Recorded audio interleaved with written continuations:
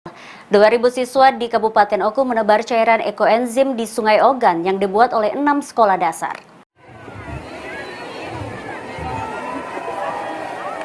Sekitar 2.000 siswa sekolah dasar dan menengah pertama melakukan penebaran cairan ekoenzim di Sungai Ogan. Penebaran cairan ini dilakukan bersamaan dengan rangkaian peringatan Hari Jadi Kabupaten Oku ke-112. Ekoenzim merupakan cairan yang mampu mengembalikan fungsi sungai dan menghidupkan kembali biota sungai yang sudah mati, sehingga sungai dapat lebih jernih. Kepala Dinas Pendidikan Kabupaten Oku mengatakan, ada 6 sekolah dasar di Kabupaten Oku membuat ekoenzim yang berasal dari sisa sampah rumah tangga dan sayuran serta buah-buahan. Ekoenzim adalah suatu zat yang dibuat dengan memanfaatkan sampah buah dan sayuran. Nah, kita ajarkan sejak dini kepada anak-anak kita SD dan SMP agar mereka bisa mengenal dan memahami arti penting dari lingkungan itu.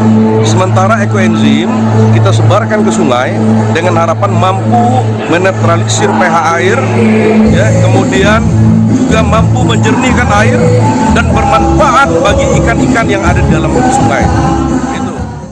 Dalam waktu dekat, Dinas Pendidikan Oku bersama tim ekoenzim akan memperluas sekolah yang akan memproduksi ekoenzim, sehingga setiap sekolah dapat menebar ekoenzim di setiap sungai sekitar sekolah.